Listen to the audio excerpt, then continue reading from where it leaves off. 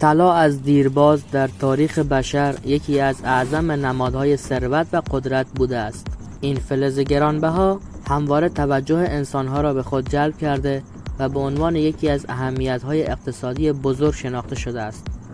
اما برای استخراج طلا نیاز به معادنی بسیار بزرگ و پربار داریم که از آن جمله بعضی از بزرگترین معادن طلای جهان عبور می‌کنند.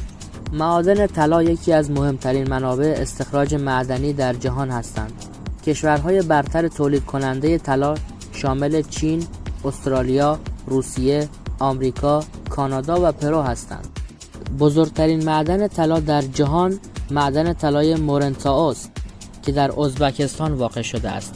این معدن که توسط شرکت ماینرال زولوتا شرکت کانادایی اکتشاف و استخراج می شود، بیشترین تولید طلای جهان را دارد. تولید سالانه این معدن در حدود 600,000 اونس طلا است. این معدن نیز یکی از عمیق‌ترین معادن روباز در سطح جهان است. معدن مورنتو در سال 1958 کشف شد و در سال 1967 استخراج از آن شروع گردید. این معدن بیش از 3300 متر طول و 2500 متر پهنا و حدود 600 متر عمق دارد. دومین معدن بزرگ طلای جهان معدن گراسبرگ است. این معدن که در استان پاپوآی اندونزی قرار دارد یکی از بزرگترین معادن طلای جهان است. علاوه بر طلا این معدن میزان زیادی از مس هم استخراج می کند. معدن گراسبرگ توسط شرکت فریپورت مکموران استخراج می شود و تولید سالانه آن حدود 1.2 میلیون اونس طلا است. معدن طلای گراسبرگ در سال 1936 توسط یک زمینشناس هلندی در ارتفاعات دورافتاده رشته سودیرمان استان پاپوآی اندونزی کشف شد. به این معدن طلا ارتسبرگ یا کوه سنگ نیز گفته می شود. معدن طلای گراسبرگ دارای دو معدن عملیاتی گودال روباز گراسبرگ و معدن زیرزمینی است. این معدن برای نزدیک به 30,000 نفر شغل ایجاد کرده است. معدن گراسبرگ علاوه بر آن که جزو 10 معدن بزرگ طلای جهان هست، دومین معدن بزرگ مس نیز هست. معدن کارلین. این معدن که در ایالات نوادا واقع شده است، پربارترین معدن طلای جهان است. معدن کارلین توسط شرکت نیومونت استخراج می شود و تولید سالانه آن حدود 1.5 میلیون اونس طلا است. معدن کارلین توسط دو زمینشناس به نامهای جان لایمور و آلن کوپ در سال 1965 کشف شد. معدن الیمپیادا. این معدن که در منطقه سیبری واقع شده است یکی از بزرگترین معادن طلای جهان است.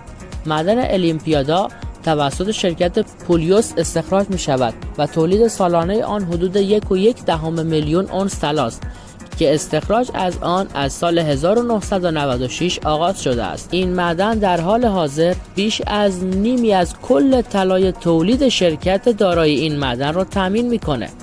سنگ معدن استخراج شده از این معدن در 3 کارخانه با ظرفیت ترکیبی سالانه 13 میلیون تن فراوری می شود.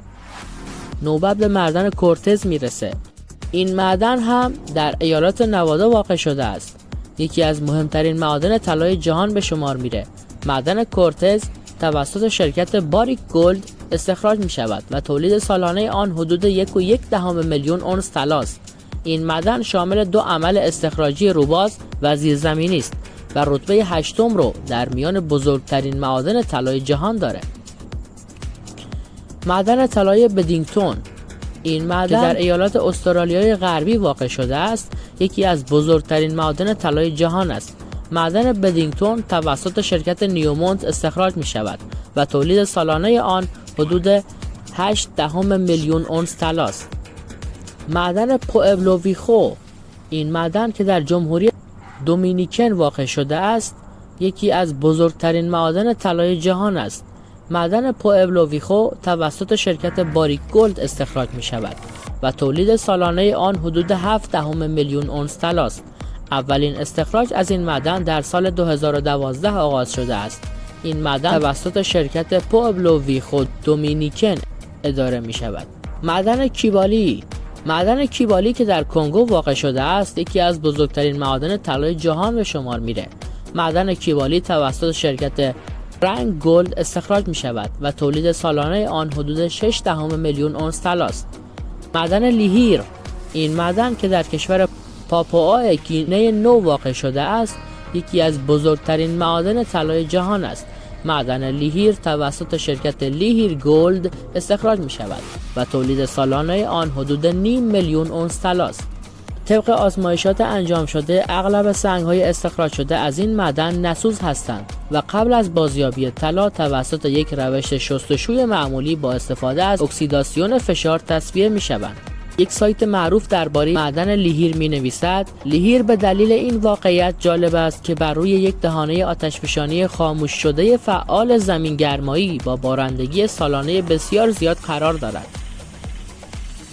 اما معدن طلای هوپر، معدن طلای هوپر یکی از معادن مهم و بزرگ طلای کانادا است. این معدن که در استان آنتاریو قرار دارد، از جمله معادن طلای پربازده و معتبر جهان محسوب می شود. تولید سالانه این معدن حدود 200,000 اونس طلا است و توسط شرکت بریتیش امریکن ریسورسز اداره می شود. و اما این طلای گرانبها رو چجوری از معادن استخراج می کنند؟ در معادن طلا اتفاقات متعددی رخ می‌دهد که شامل اکتشاف، استخراج، پردازش و بهره برداری از طلا می‌شود. اولین مرحله اکتشاف فرایندی است که به وسیله اون معدن‌های طلا پیدا میشن. این فرایند شامل استفاده از تکنولوژی‌های جغرافیایی، ژئوشیمیایی و ژئوفیزیکی است که برای شناسایی مناطقی که احتمال وجود ذخایر طلا در آنها وجود دارد استفاده می‌شود. بعد از اکتشاف، فرایند استخراج طلا آغاز می شود. این فرایند شامل استفاده از ماشین‌آلات سنگین مانند بولدوزرها، بارگیرها و دستگاه‌های حفاری است که برای حفاری و حرکت خاک و سنگ‌ها استفاده می شود. طلا از سنگ معدن جدا می شود و سپس به مراحلی از پردازش می رسد که شامل خرد کردن، آسیاختن و ذوب طلا است. این فرایند به منظور به دست آوردن طلا در قالب بارهایی که به راحتی می توانند حمل و نقل شوند انجام می شود. طلا پس از استخراج و پردازش به بازار عرضه می شود. این فرایند شامل فروش طلا به شرکت‌های فلزی، بانک‌های مرکزی، کارخانه‌های طلا و سرمایه‌گذاران طلا است. در کل، معادن طلای جهان مکان‌هایی هستند که فرایندهای پیچیده‌ای مانند اکتشاف، استخراج و پردازش طلا را طی می‌کنند و نقش بسیار مهمی در اقتصاد جهانی و صنعت جواهرسازی دارند. این معادن طلا علاوه بر ایجاد ثروت و اشتغال، نقش بسیار مهمی در اقتصاد جهانی دارند. با افزایش نیاز به طلا برای مصارف مختلف از جمله جواهرسازی، الکترونیک و اقتصاد، معادن طلا به عنوان منابع بسیار ارزشمندی شناخته می‌شوند و استخراج آنها ادامه خواهد داشت. جالبه بدونید بزرگترین معدن طلای ایران زرهشوران نام دارد که در نزدیکی شهر تکاب است.